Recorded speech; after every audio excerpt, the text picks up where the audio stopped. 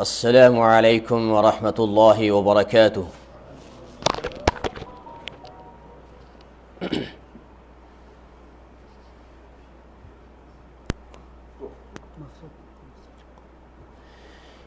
أعوذ بالله من الشيطان الرجيم.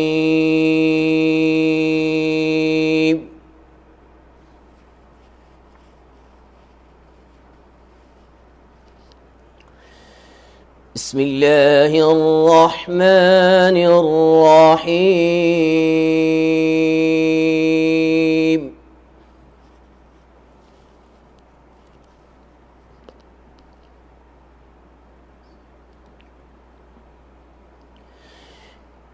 يا أيها الذين آمنوا اتقوا الله ولتنظر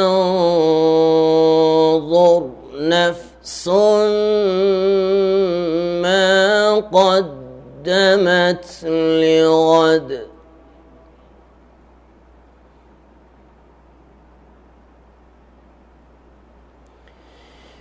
واتقوا الله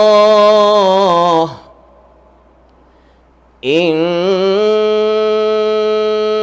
الله خبير بما تعملون.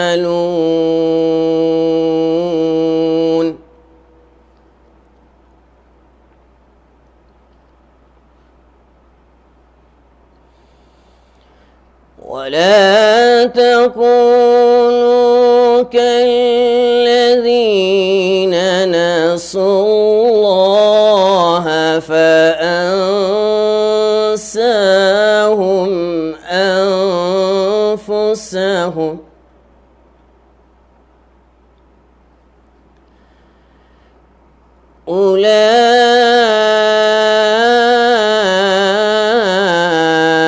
أولئك هم الفاسقون.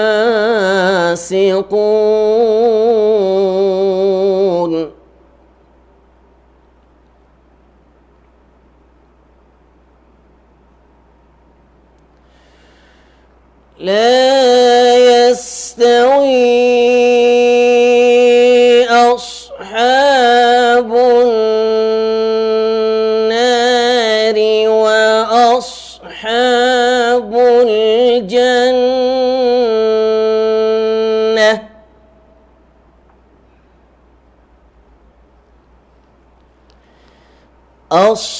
أصحاب الجنة هم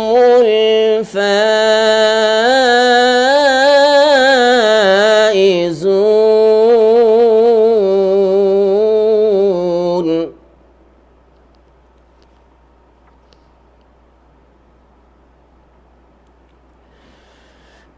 لو أنزلنا هذا القرآن على جبل لرأيته خاشعا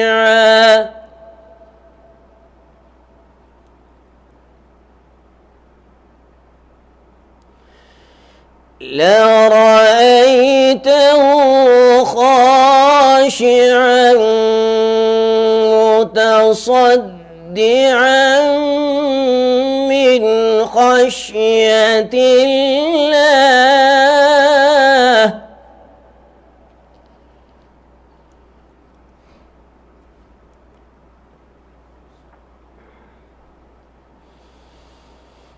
لو أنزلنا هذا القرآن على جبل لرأيته خاشعا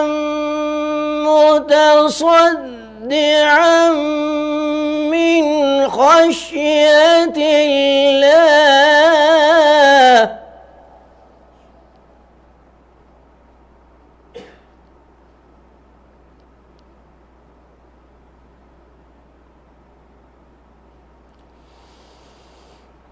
لو أنزلنا هذا القرآن على جبل لرأيته خاشعا متصدعا من خشية الله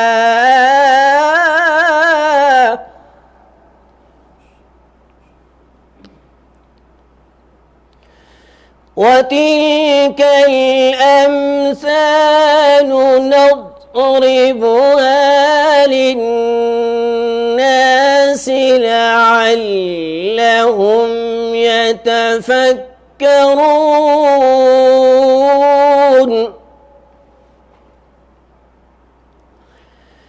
هو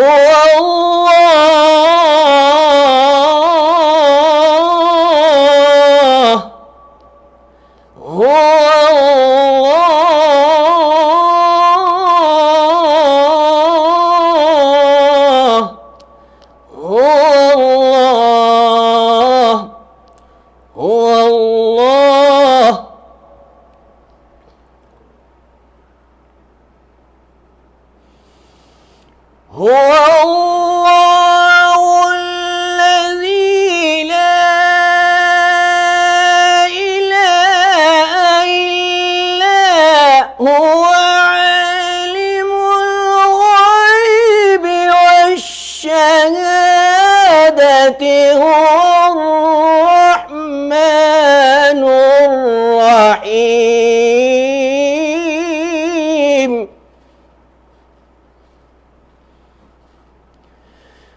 هو الله الذي لا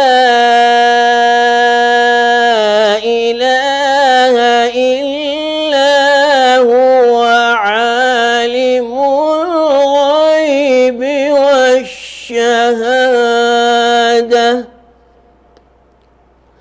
عالم الغيب والشهادة هو الرحمن الرحيم صدق الله العظيم.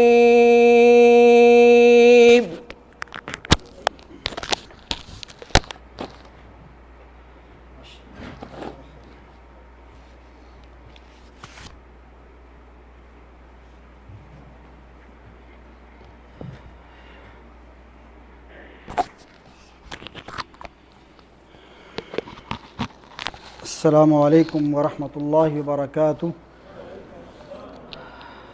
جزا اللہ خیر. یہ تھے ہمارے محترم قاری نفیس الرحمن حفظہ اللہ تعالی، جو کہ اپنی خوبصورت آواز میں اللہ رب العالمین کے اس بابرکت کلام کی پرنور تلاوت سے ہمارے دلوں کو منور فرما رہے تھے. اللہ تعالی ہمارے قاری صاحب کے علم و عمل میں اور زندگی میں اللہ تعالی برکت عطا فرمائے. حاضرین محترم، عزیز دوستوں، ساتھیوں اور محترم بزرگوں،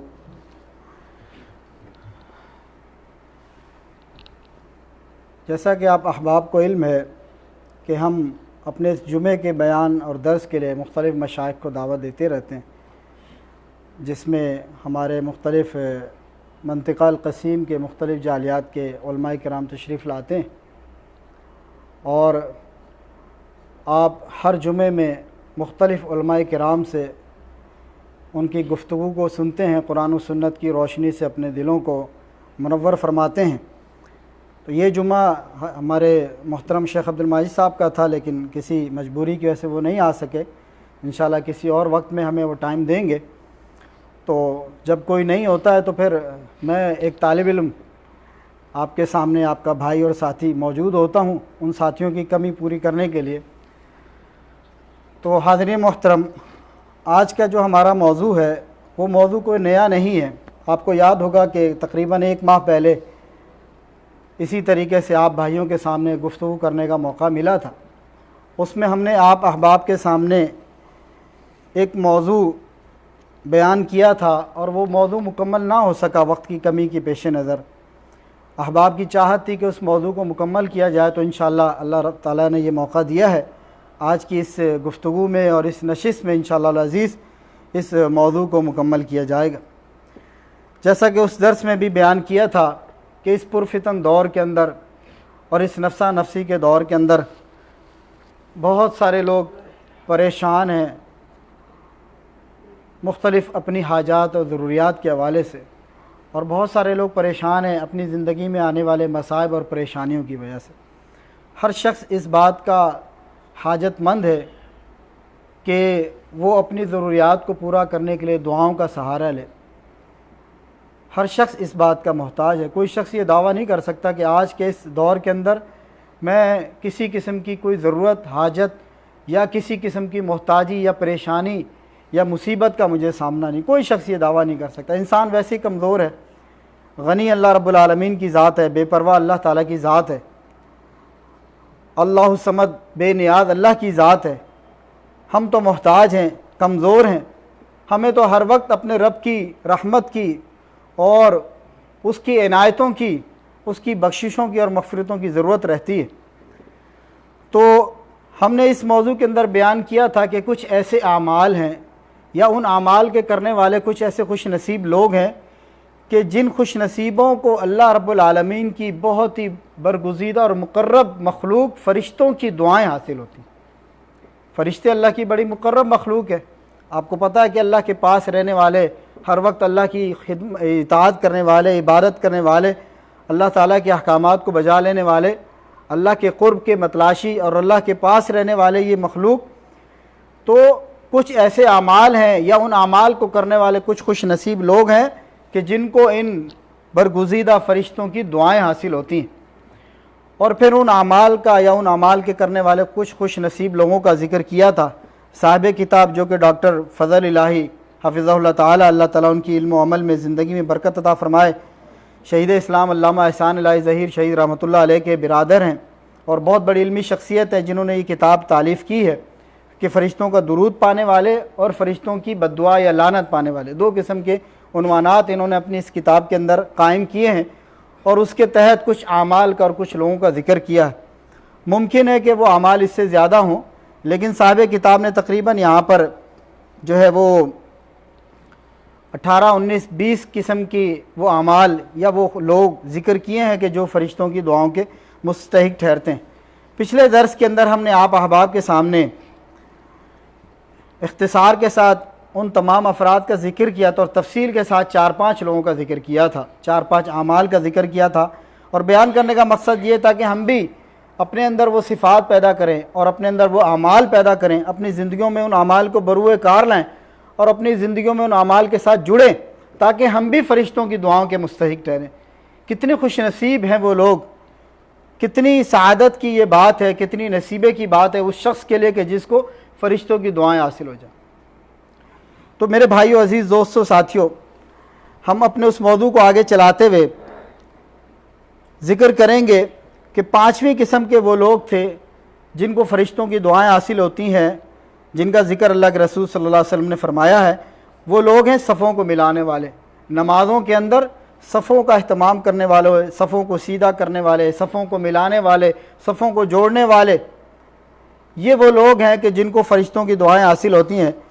مسند احمد کے اندر، سنن ابن ماجہ اور ابن حبان اور مستدرک حاکم کے اندر، ان تمام کتب احادیث کے اندر متفقہ یہ روایت ہے، اما عائشہ رضی اللہ تعالیٰ عنہ بیان کرتی ہیں کہ اللہ کے رسول صلی اللہ علیہ وسلم نے فرمایا کہ ان اللہ و ملائکتہ یصلون علی الذین یصلون الصفوف اقیموا صفوفکم۔ فرمایا کہ اما عائشہ بیان کرتی کہ نبی کریم صلی اللہ علیہ وسلم نے ارشاد فرمایا کہ بے شک اللہ اور اس کے فرشتے درود بھیجتے ہیں ان لوگوں پر جو صفوں کو ملاتے ہیں۔ اور آپ کو پہلے یہ بات پچھلے درس میں بتائی تھی، اللہ تعالیٰ کی طرف سے درود کا مطلب ہے اللہ کی رحمت بندے کو حاصل ہو جانا، اللہ تعالیٰ کو اس بندے پر اپنی رحمت فرمانا، اپنی رحمت کے سائے میں اس کو لے لینا، رحمت کی آغوش میں اس کو سمیٹ لینا۔ اور فرشتوں کے درود کا مقصد بندوں کے حق میں یہ ہے کہ فرشتے اس بندے کے لیے دعا استغفار کرتے ہیں، بخشش کی طلب کرتے ہیں، اللہ تعالیٰ سے رحمت کی دعائیں کرتے ہیں اس بندے کے لیے۔ تو کتنی بڑی عمل کتنا چھوٹا سا ہے کہ آپ نماز پڑھنے جاتے ہیں، جماعت میں نماز پڑھتے ہیں، صفوں کو ملا لیں، صفوں کو درست کر لیں، صفوں کو جوڑ لیں، تو اس کی ایسے کتنی فضیلت حاصل ہوگی۔ فرمایا کہ ان اللہ و ملائکتہ یصلون علی الذین یصلون الصفوف، فرمایا کہ اللہ اور اس کے فرشتے ان لوگوں پر درود بھیجتے ہیں جو صفوں کو ملاتے ہیں۔ اور حدیث میں آتا ہے نبی کریم صلی اللہ علیہ وسلم نے فرمایا کہ اقیموا صفوفکم ثلاثا، 3 مرتبہ آپ صلی اللہ علیہ وسلم نے فرمایا کہ اقیموا صفوفکم، 3 مرتبہ آپ صلی اللہ علیہ وسلم نے فرمایا کہ اپنی صفوں کو درست کرو، اپنی صفوں کو درست کرو، اپنی صفوں کو درست کرو۔ اگر تم یہ کام نہیں کرو گے واللہ لتقیمن صفوفکم او لا یخالفن بین قلوبکم، فرمایا کہ اگر تم اپنی صفوں کو درست نہیں کرو گے تو اللہ تعالیٰ تمہارے دلوں کے اندر اختلاف کو پیدا کر دے گا، تمہارے اندر پھوٹ کو ڈال دے گا۔ یعنی صفوں کا ملانا یہ مسلمانوں کے اہل ایمان کے دلوں کو جوڑنا ہے، اور صفوں کا درست نہ کرنا، صفوں کو نہ ملانا، فاصلہ رکھنا، یہ اہل ایمان کے آپس میں دلوں کی دوری۔ تو یہ کتنی بڑی یعنی ایک برکت کی بات ہے اور اللہ تعالیٰ کی طرف سے رحمت کی بات ہے کہ مسلمان اپنے صفوں کو ملاتے ہیں اور اللہ تعالیٰ ان کے دلوں کو جوڑ دیتا ہے۔ تو دلوں کو ملانے کا ایک بہت بڑا سبب کیا ہے؟ وہ صفوں کو ملانا ہے۔ حدیث میں آتا ہے صحابہ کرام بیان کرتے کہ اللہ کے رسول صلی اللہ علیہ وسلم صفوں کے درمیان گھوما کرتے تھے اور ہمارے سینوں کو جو ہے وہ تھپ تھپاتے تھے، ہمارے کندھوں کے اوپر ہاتھ رکھتے تھے۔ مقصد یہ کہ ہماری توجہ اس بات کی طرف دلاتے تھے کہ اپنی صفوں کو درست کرو۔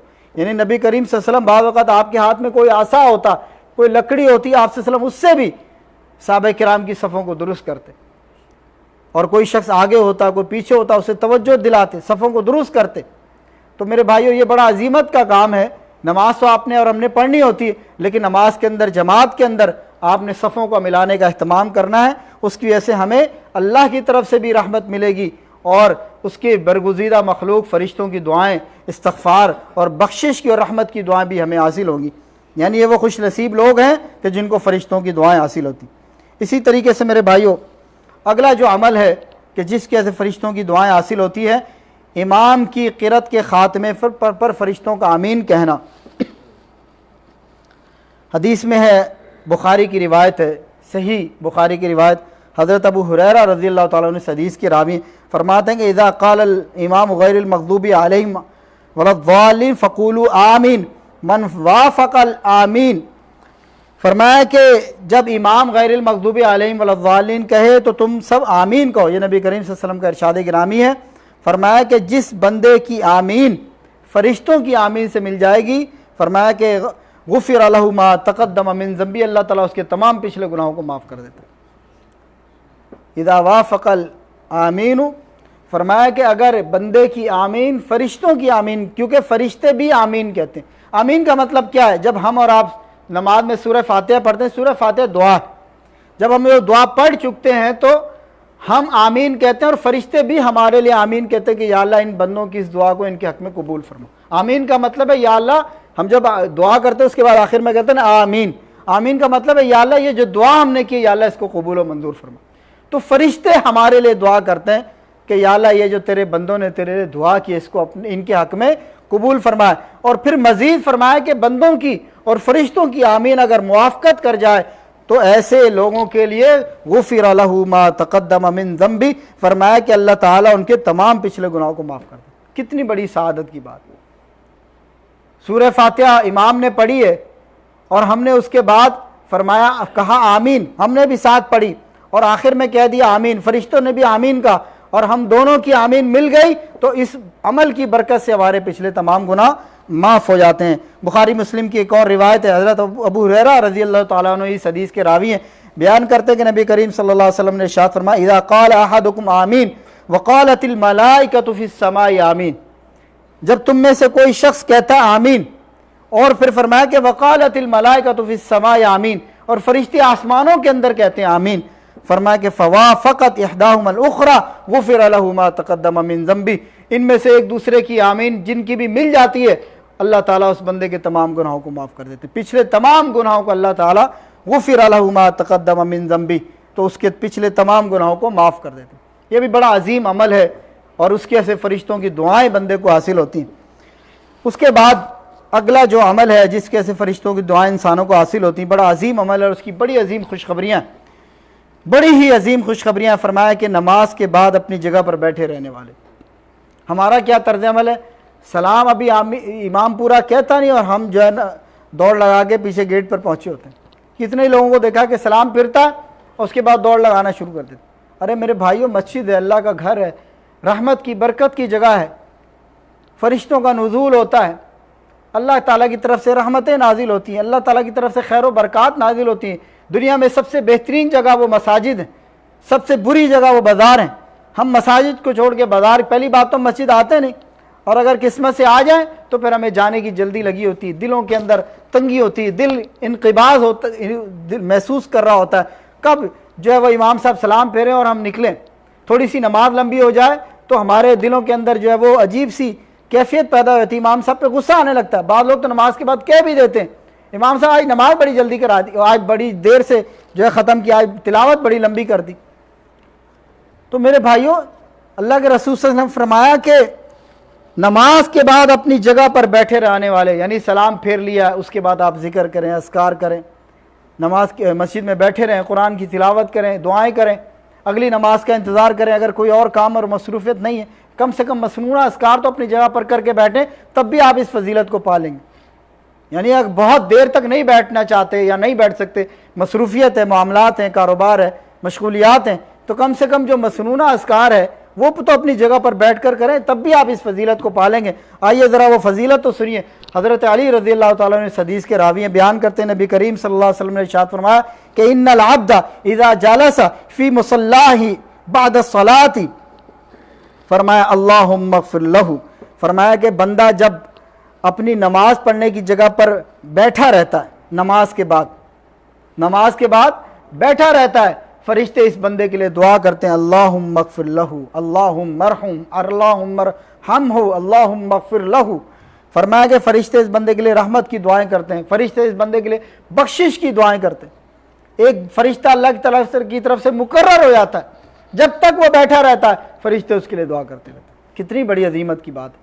میرے بھائیوں، ہمیں کوئی پریشانی ہوتی ہے، تھوڑا سا کوئی ہمیں نیک آدمی نظر آتا ہے، عبد الخالق بھائی نظر آئے، خالد بھائی نظر آئے، خالد بھائی یہ پریشانی ہے یار دعا کر دینا ہے، رفیق بھائی یہ پریشانی آج کل دعا کر دینا. مولوی صاحب سے، امام صاحب سے ملاقات ہوتی ہے، اس سے کہتے ہیں کہ آج یہ بڑی ہمیں مشکل ہے، ٹینشن ہے، ہمارے لیے دعا کر دیجیے گا. کوئی بیمار ہوتا ہے، کوئی جو ہے وہ مشکل میں ہوتا ہے، امام صاحب سے درخواست کرتا ہے، باقاعدہ چٹے لکھ کے بھیجتے ہیں کہ ہمارے لیے دعا کر دیجیے گا. ہمیں لوگ کہتے ہیں آپ اپنے درسوں میں جو ہمارے لیے دعا کروا دیجیے گا. اور اس سے مجھے یاد آ گیا کہ ابھی پچھلے دنوں ہمارے ایک عزیز کے ساس و سسر دونوں اکٹھے فوت ہو گئے، ایک رات میں ایک صبح میں. انہوں نے بھی مجھ سے درخواست کی کہ جمعے کے درس میں آپ جو ہے ہم ان کے لیے دعا کرتے ہیں، اللہ تعالیٰ ان کی مغفرت بخشش فرما دے. تمام اہل ایمان جو ایمان کی حالت میں دنیا سے رخصت ہوں، اللہ تعالیٰ تمام مرحومین کی مغفرت فرما دے، اور جو بیمار ہیں اللہ تعالیٰ ان کو شفا کاملہ عاجلہ نصیب فرما دے. تو کہنے کا مقصد یہ ہے کہ یہ فرشتے اللہ کی کتنی مقرب مخلوق ہے، اور وہ فرشتے بندے کے لیے دعا کرے. ایک فرشتہ بھی تمام دنیا کے اہل ایمان کے لیے دعا کرے تو ان کے لیے کافی ہے. لیکن اللہ کے تعالیٰ فرشتوں کی بڑی تعداد کو مقرر کر دیتا ہے جو ایسے لوگوں کے لیے دعائیں کرتے ہیں. حدیث میں آتا ہے کہ نماز کے بعد مسجد میں ٹھہرے رہنا ایسے 3 اعمال میں سے ہے جس کے درج ذیل فضائل ہیں. وہ فضائل کیا ہیں؟ وہ فضائل یہ ہیں کہ نمبر 1، مقرب فرشتے ان کے اعمال کو آسمانوں کی طرف لے جانے والے. مقرب برگزیدہ فرشتے، ایک تو فرشتے ہیں، فرشتوں کی بہت بڑی تعداد ہے، پھر ان میں بھی کیٹیگری ہے. لیکن یہ جو عمل ہے نماز کے بعد مسجد میں ٹھہرے رہنا، یہ ایسا عمل ہے کہ اس کو لے جانے کے لیے مقرب فرشتے، اللہ کے برگزیدہ فرشتے جو اللہ کے زیادہ قریب ہیں، وہ آپس میں جھگڑا کرتے ہیں کہ اس شخص کے عمل کو میں آسمانوں کی طرف لے کے جاؤں، اور آپس میں ان کی بحث مباحثہ ہوتا ہے، ایک دوسرے سے سبقت لینے کی کوشش کرتے ہیں. یعنی اتنا ان کے نزدیک یہ عمل محبوب ہوتا ہے کہ یہ عمل میں اللہ کے پاس پہلے لے کے جاؤں. حالانکہ ان کا اپنا عمل نہیں ہے، اہل ایمان کے عمل ہے، لیکن اس کو اللہ کے پاس لے جانے میں ایک دوسرے سے بحث کر رہے ہیں، سبقت کر رہے ہیں، جھگڑا کر رہے ہیں. فرمایا کہ اور ان اعمال کی دوسری فضیلت، ان کا نام کفارات ہے. کفارات جو گناہوں کو مٹا دینے والے، یعنی یہ عمل کرنے والے ان اعمال کی برکت سے فرمایا کہ ان کے گناہ جو ہے وہ مٹ جاتے ہیں، ان کا نام ہی کفارات. اور ان کی تیسری فضیلت یہ ہے کہ یہ شخص جب زندہ بھی رہے گا تو عافیت میں رہے گا، اور جب موت آئے گی تو موت بھی عافیت میں. یعنی جب تک زندگی رہے گی عافیت پہ زندہ رہے گا، اور جب موت آئے گی تو عافیت پہ موت آئے گی۔ کتنی خوش نصیبی کی بات ہے، واللہ کتنی خوش نصیبی کی بات ہے۔ بعض لوگ ایسے ہوتے ہیں ساری زندگی نیکیاں کرتے ہیں، نیکی کے اندر زندگی گزارتے ہیں، آخری وقت میں ایسا ان کے ساتھ معاملہ ہوتا ہے، اللہ کی ناراضگی ہوتی ہے کہ ایمان سے پھر جاتے ہیں، الحاد کی طرف آ جاتے ہیں یا غلط کاموں کی طرف آ جاتے ہیں۔ ایمان کے اوپر خاتمہ نہیں ہوتا، خاتمہ بالایمان نہیں ہوتا، خاتمہ بالخیر نہیں ہوتا، آخرت ان کی بری، اور آخری جو موت ہوتی ہے، آخری جو انجام ہوتا ہے وہ اچھا نہیں ہوتا۔ ایسے لوگ بھی اس دنیا کے اندر، اس قسیم کے اندر ایک بہت بڑا عالم، سچا واقعہ، بہت بڑا عالم کہ جس نے کتنے لوگوں کو مسلمان کیا اور کتنی اس نے دعوت و تبلیغ کی، ایسا راستے سے پھسلا، کسی ملک میں گیا اور جو ہے وہ باقاعدہ تبلیغ کے لیے، اور وہاں کسی غیر مسلم عورت سے شادی کی اور اس کے بعد اسلام کو چھوڑ دیا، مرتد ہو گیا۔ اسی قسیم کا واقعہ، اسی عرب کا واقعہ، سچا واقعہ، بہت بڑا داعی عالم جس نے کتاب لکھی لیکن آخری وقت میں ملحد ہو کے مرتد ہو کے مرا۔ اس لیے میرے بھائیوں، ایمان کے ساتھ خاتمہ ایمان، خاتمہ بالخیر، عافیت کے ساتھ زندگی اور عافیت کے ساتھ موت، یہ اللہ کی بڑی نعمتوں میں سے ایک نعمت ہے، بڑی سعادتوں میں سے ایک سعادت ہے۔ اللہ تعالیٰ ہر کسی کو یہ نصیب فرمائے۔ تو یہ وہ اعمال ہیں، ان 3 اعمال میں سے کہ جن کی یہ فضیلت ہے کہ زندگی بھی عافیت کے ساتھ اور موت بھی عافیت کے ساتھ۔ فرمایا کہ اور اسی پر بس نہیں، مزید اس کی فضیلت آگے درج ذیل فضائل میں سے ایک اور فضیلت، اپنے گناہوں سے ایسے پاک جیسے اس کی ماں نے آج اس کو جنم دیا، اپنے گناہوں سے ایسے پاک جیسے اس کی ماں نے آج اس کو جنم دیا۔ اللہ اکبر۔ وَكَانَ مِنْ خَطِيئَتِهِ كَيَوْمٍ وَلَدَتْهُ أُمُّهُ، اپنے گناہوں سے ایسے پاک جیسے کہ آج اس کی ماں نے اس کو جنم دیا۔ ذرا آئیے اس کی حدیث سنیے آپ، وہ اعمال کون سے ہیں۔ جامع ترمذی کی روایت ہے، نبی کریم صلی اللہ علیہ وسلم نے ارشاد فرمایا، صحابی بیان کرتے ہیں کہ اللہ کے رسول صلی اللہ علیہ وسلم نے اس صحابی کو اپنا خواب بیان فرمایا۔ کیا خواب؟ آتانی اللیل ربی فی احسن صورہ، میرا رب ایک رات میں میرے پاس آیا احسن صورت میں، خوبصورت صورت میں۔ اور وہ صحابی بیان کرتا ہے کہ اللہ کے رسول نے شاید یہ الفاظ کہتے کہ خواب میں مجھے اللہ تعالیٰ کی زیارت ہوئی، خود اللہ تعالیٰ کی زیارت نبی کریم صلی اللہ علیہ وسلم کو ہوئی، اور اللہ تعالیٰ پوچھتے ہیں، اے میرے پیغمبر، کیا آپ کو پتہ ہے کہ میرے ملأ الاعلیٰ، میرے مقرب فرشتے کس بارے میں آپس میں جھگڑا کرتے ہیں؟ آپس میں کس بارے میں جھگڑا کرتے ہیں؟ تو میں نے کہا نہیں۔ فرمایا کہ میرے فرشتے کفارات، وہ اعمال جن کا نام کفارات ہے اس کے بارے میں جھگڑا کرتے ہیں، ان اعمال کو میرے پاس لے جانے میں، سبقت کرنے میں ایک دوسرے سے جھگڑا کرتے ہیں۔ اور وہ کفارات کیا ہیں؟ المکث فی المسجد بعد الصلاۃ، وہ 3 اعمال ایسے ہیں، وہ 3 اعمال ایسے ہیں کہ جن کا نام کفارات ہے، اور ان اعمال کو، ان کفارات کو اللہ تعالیٰ کے پاس لے جانے میں اللہ کے برگزیدہ فرشتے آپس میں جھگڑا کرتے ہیں۔ وہ 3 اعمال کون سے؟ المکث فی المسجد بعد الصلاۃ، فرمایا کہ نماز کے بعد مسجد میں ٹھہرے رہنا، پہلا عمل ان میں سے یہ، پہلا ہی عمل یہ گنوایا جو ہمارا موضوع ہے۔ دوسرا عمل والمشی علی الاقدام الی الجماعات، قدموں کے ساتھ چل کے نماز جماعت کے لیے جانا، نماز با جماعت کے لیے مسجد کی طرف قدموں سے چل کے جانا، یہ بھی ان 3 اعمال میں سے ایک عمل ہے کہ جس کے لیے فرشتے سبقت کرتے ہیں، بحث کرتے ہیں۔ ان کا نام کفارات ہے، اور ان کے فضائل جو آپ پیچھے سن چکے ہیں۔ واسباغ الوضوء، اور علی المکارہ، تیسرا عمل کیا ہے؟ دل نہیں چاہ رہا، سردی کا موسم ہے، ٹھنڈک کا موسم ہے، پانی ٹھنڈا ہے، ہیٹر نہیں ہے، گرم پانی کا انتظام نہیں ہے، صبح کا وقت ہے، فجر کا یا رات کا وقت ہے یا عشاء کا ٹائم ہے، مختصر سردی کا، ٹھنڈی کا موسم ہے، اور پانی گرم ہونے کا انتظام نہیں ہے۔ فرمایا کہ واسباغ الوضوء علی المکارہ، دل نہیں چاہ رہا لیکن اس کے باوجود اللہ کی رضا کی خاطر اچھے طریقے سے وضو کرتا ہے، وضو کو کامل اور اکمل اور مکمل کرتا ہے۔ اسباغ الوضو، وضو کو کامل کرتا ہے، دل کے نہ چاہنے کے باوجود، کراہت کے باوجود بھی، تنگی کے باوجود بھی، ٹھنڈک کی تکلیف کے باوجود بھی اللہ کی رضا کی خاطر وضو کو اچھے طریقے سے کرتا ہے۔ یہ 3 اعمال ایسے ہیں، ومن فعل ذلك عاش بخیر ومات بخیر، فرمایا کہ جو بندہ یہ اعمال کر لیتا ہے فرمایا کہ وَمَنْ فَعَلَ ذَلِكَ، یہ اعمال کرنے والا عاش بخیر ومات بخیر، زندگی بھی خیر و عافیت کے ساتھ گزارتا ہے اور موت بھی اس کی عافیت کے ساتھ ہوتی ہے۔ کوئی بہت بڑے عمل نہیں ہے میرے بھائیوں، کوئی بہت قربانی دینے والے عمل نہیں ہے، خون پسینہ بہانے والے عمل نہیں ہیں، چھوٹے چھوٹے عمل ہیں، لیکن ان کا اجر نماز کے بعد مسجد میں بیٹھے رہنا کیا ہے کوئی مشقت والی بات، تکلیف والی بات؟ اور اللہ اکبر، جیسے آج کل کی مسجدیں اے سی لگے ہوئے، قالین بچھے ہوئے، واللہ یہ مسجدیں تو محلات کی طرح ہیں، شاید ہمارے گھر بھی ایسا نہ ہو جائیں جیسے یہاں سعودی عرب میں مسجدیں ہیں، اس کے باوجود بھی ہمارے دل ایسے جیسے پنجرے کے اندر کوئی قیدی پرندہ قید ہو گیا ہو، بس اڑنا چاہتا ہو، ایسے ہم مسجد سے بھاگتے ہیں، اور اس کے اندر بہت ساری خطائیں بھی کرتے ہیں، اذکار چھوٹ جاتے ہیں، اللہ کا ذکر چھوڑ دیتے ہیں، فرشتوں کی دعاؤں سے محروم ہو جاتے ہیں۔ جو لوگ نماز پڑھ رہے ہیں ان کے آگے سے گزر کے وہ بھی ایک گناہ کا کام کرتے ہیں، نمازی کے آگے سے گزرنے والا کام۔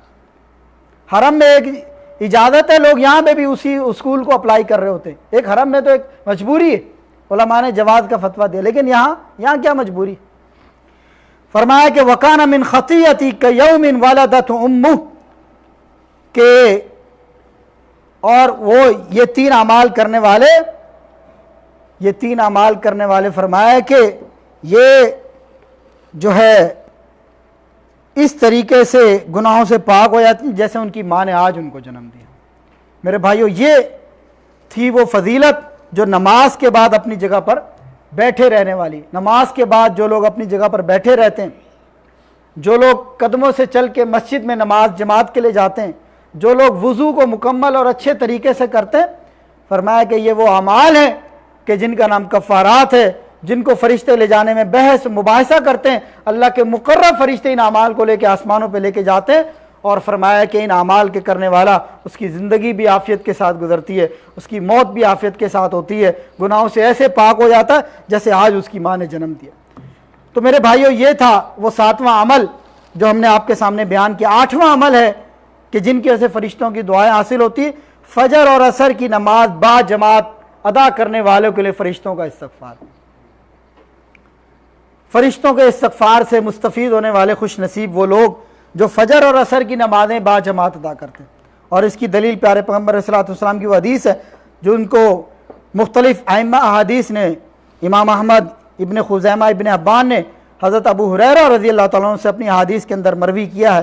نبی کریم صلی اللہ علیہ وسلم نے ارشاد فرمایا کہ یجتمع الملائکۃ اللیل وملائکۃ النہار فی صلاۃ الفجر وصلاۃ العصر فیجتمعون فی صلاۃ الفجر فتصعد ملائکۃ اللیل وتثبت ملائکۃ النہار ویجتمعون فی صلاۃ العصر فتصعد ملائکۃ النہار وتثبت ملائکۃ النہار فیسألہم ربہم کیف ترکتم عبادی فیقول اتیناہم وہم یصلون وترکناہم وہم یصلون فاغفر لہم یوم الدین۔ رات اور دن کے فرشتوں کا جو اجتماع ہے وہ نماز فجر میں اور نماز عصر میں ہوتا ہے، یعنی جن فرشتوں کی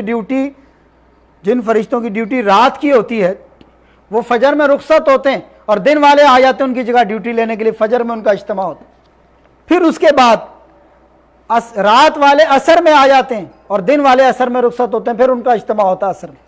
فرمایا کہ نماز فجر میں اکٹھے ہونے پر رات والے فرشتے آسمانوں کی طرف چلے جاتے ہیں اور دن والے فرشتے لوگوں کے پاس رہتے ہیں، ہمارے پاس، اور نماز عصر میں اکٹھے ہونے پر دن والے فرشتے اوپر چلے جاتے ہیں اور رات والے فرشتے لوگوں کے پاس رہتے ہیں۔ جب وہ اللہ کے پاس جاتے ہیں، واپس ڈیوٹیاں اپنی اپنی کر کے جب واپس اللہ کے پاس جاتے ہیں، ان کا رب ان سے پوچھتا کیف ترکتم عبادی، تم نے میرے بندوں کو کس حال میں چھوڑا۔ اب آپ دیکھیے گا محل نظر جو بات ہے، نمازوں کے وقت میں اجتماع ہوئے اور نمازوں کے وقت میں جدا ہوئے تو فرشتے کیا جواب دیتے ہیں؟ فرشتے جواب کہتے ہیں، اللہ تعالیٰ پوچھتا کہ کیف ترکتم عبادی، تم نے میرے بندوں کو کس حال میں چھوڑا؟ فرشتے جواب میں کہتے ہیں کہ اتیناہم وہم یصلون وترکناہم وہم یصلون، جب ہم ان کے پاس پہنچے تھے تو وہ نماز پڑھ رہے تھے، جب ہم ان سے جدا ہوئے تو وہ نماز پڑھ رہے تھے۔ پھر فرشتے کیا کہتے ہیں؟ یہ تو اللہ کے سوال کا جواب دیا، آگے فرشتے کیا سفارش کرتے ہیں ان بندوں کے لیے؟ فرشتے کیا دعا کرتے ہیں؟ فاغفر لہم یوم الدین، اے ہمارے رب آپ انہیں قیامت کے دن معاف فرما دیجئے گا۔ فجر کی عصر کی نماز با جماعت پڑھنے والے فرشتے ان کے لیے اپنے رب سے سفارش کر لیں، فاغفر لہم یوم الدین، اے ہمارے رب ان اہل ایمان کو قیامت کے دن معاف کر دیجیے گا۔ یا اللہ کتنی بڑی نصیب کی بات ہے، کتنی خوش نصیبی ہے کہ فرشتے دعا کر رہے ہیں کہ یا اللہ قیامت کے دن، کہ جس دن سایہ میل کے فاصلے پر ہوگا، انبیاء بھی نفسی نفسی کہہ رہے ہوں گے، جس دن انسان کو ایک نیکی دینے کے لیے اس کے سگے خون کے رشتے راضی نہیں ہوں گے، ہر شخص کہہ رہا ہوگا کہ مجھے بچا لیا جائے، میرے بدلے میں پوری کائنات کو پکڑ لیا جائے، مجھے اس کی پرواہ نہیں، میری جان چھوٹ جائے۔ لیکن اس دن کی مغفرت اور بخشش کے لیے فرشتے کہتے ہیں فاغفر لہم یوم الدین، یا اللہ ان کو قیامت کے دن معاف کر دینا، قیامت کے دن معاف کر دینا۔ میرے بھائیوں، یہ ہے فضیلت کہ شیخ احمد بن عبد الرحمن فرشتوں کے لیے جو دعائیہ جملے فاغفر لہم یوم الدین کی شرح میں بیان کرتے ہیں، فرشتے اللہ تعالیٰ سے ایسے لوگوں کے لیے قیامت کے دن مغفرت کی التجائیں کرتے ہیں، درخواست کرتے ہیں، گزارش کرتے ہیں، یا اللہ مولا کریم اپنی رحمت سے ہمیں بھی ایسے خوش نصیب لوگوں میں شامل فرما دے۔ تو میرے بھائیوں، اگلا جو عمل ہے کہ جس کی وجہ سے فرشتوں کی دعائیں حاصل ہوتی ہے، وہ قرآن کریم تلاوت کے اندر مکمل کرنے والوں پر فرشتوں کا درود۔ ہم تو قرآن اٹھا کے دیکھتے ہی نہیں نا۔ وہ آپ نے مشہور واقعہ سنا ہوگا، آج کل سوشل میڈیا پہ بڑا وائرل ہوا ہے کہ کسی اسکول میں لائبریری کھلی، استاد نے کہا جاؤ اپنے گھروں سے وہ کتابیں لے کر آؤ جو گھروں میں نہیں پڑھی جاتی ہے، پڑھ کے فارغ ہو گئی۔ اگلے دن ہر بچہ آیا تو استاد نے پوچھا تو ہر بچے کے ہاتھ میں قرآن تھا، کہتا ہے یہی کتاب ہمارے گھر میں نہیں پڑھی جاتی۔ تو آج تو ہمارا معاملہ اللہ کی کتاب کے ساتھ ایسا ہے نا کہ نہیں پڑھنے والی گرد اور مٹی اس پر بیٹھ جاتی ہے، اونچی اونچی جگہ پر رکھتے ہیں، بس تبرک کے لیے ہم نے رکھا ہوا ہے۔ لیکن فرشتوں کی دعائیں کن کو حاصل ہوتی ہے؟ جو کثرت کے ساتھ تلاوت کرتے ہیں، اور کثرت کے ساتھ تلاوت کرنے کی وجہ سے قرآن کو مکمل کرتے ہیں اپنی تلاوت میں، ایسے لوگوں کو بھی فرشتوں کی دعائیں حاصل ہوتی ہیں۔ تو میرے بھائیو، امام دارمی نے حضرت سعد رضی اللہ تعالیٰ سے روایت نقل کی، کہتے ہیں کہ اذا وافق ختم القرآن اول لیلۃ صلت علیہ الملائکۃ حتی یصبح وان وافق ختم آخر اللیل صلت علیہ الملائکۃ حتی یمسی۔ فرمایا کہ جب ختم قرآن رات کے ابتدائی حصے میں ہو تو فرشتے صبح ہونے تک اس قرآن کو مکمل کرنے والے پر درود بھیجتے رہتے ہیں، دعائیں کرتے رہتے ہیں، اور اگر ختم قرآن رات کے آخری حصے میں ہو، رات کے آخری حصے میں، تو اگلے دن شام تک فرشتے ان پر درود بھیجتے رہتے ہیں۔ اور وہ بیان کرتے ہیں، حضرت سعد صحابی ہیں، کہتے ہیں کہ بسا اوقات ہمارے بعض ساتھیوں کا قرآن کا کچھ حصہ باقی رہتا تو وہ اس کو تھوڑا سا مؤخر کر دیتے، یا شام تک مؤخر کر دیتے یا صبح تک مؤخر کر دیتے، تاکہ فرشتوں کی دعاؤں کا زیادہ حصہ، زیادہ وقت ہمیں حاصل ہو سکے۔ بات سمجھ میں آ رہی؟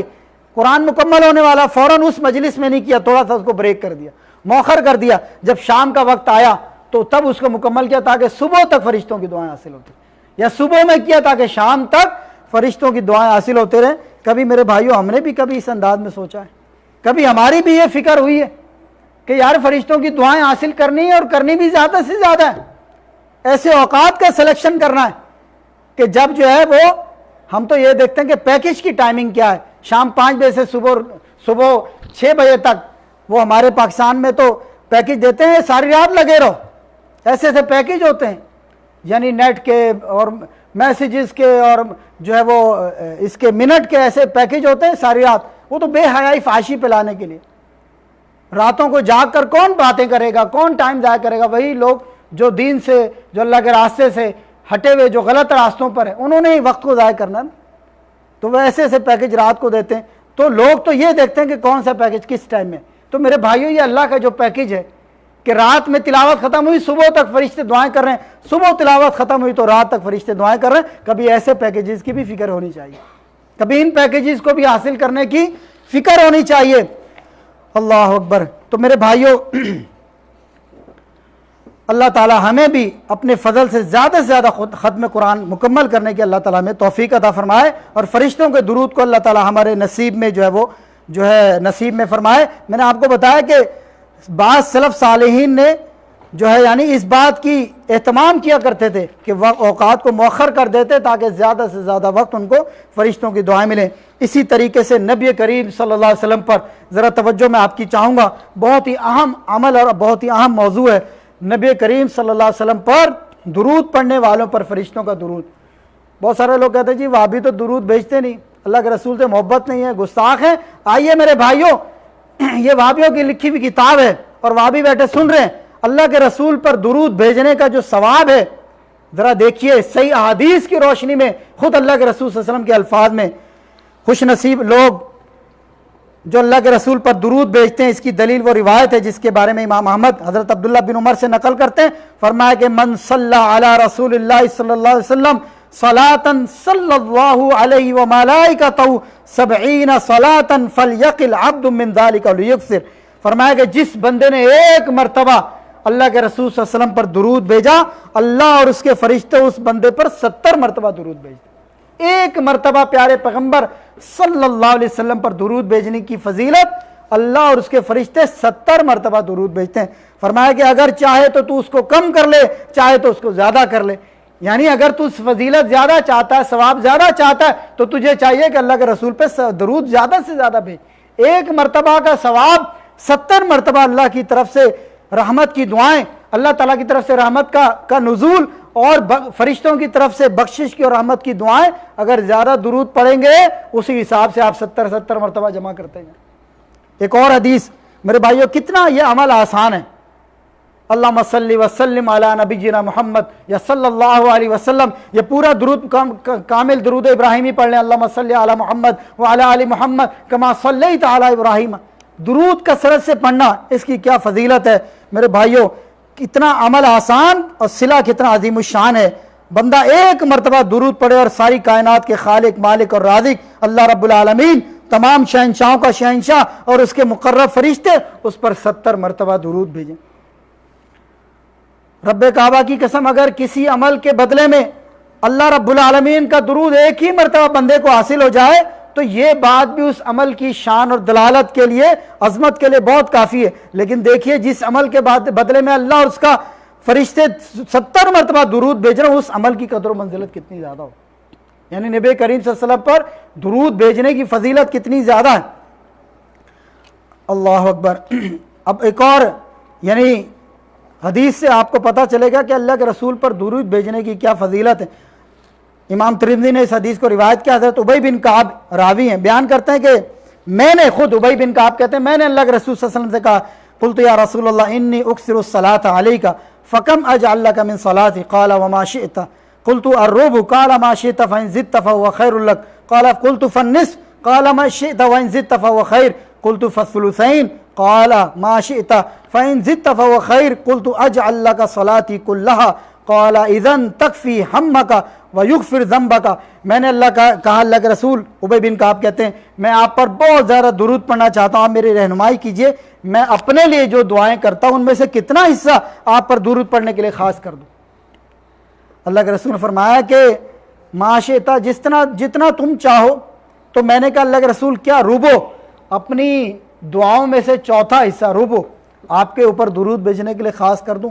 آپ نے فرمایا کہ ما شئت وان زدت فهو خیر، تم جتنا چاہو پسند کرو، لیکن اگر زیادہ کرو گے تو تمہارے لیے بہتر ہو. کہتے ہیں کہ میں نے پھر کہا کہ فالنصف، آدھا حصہ کر دوں.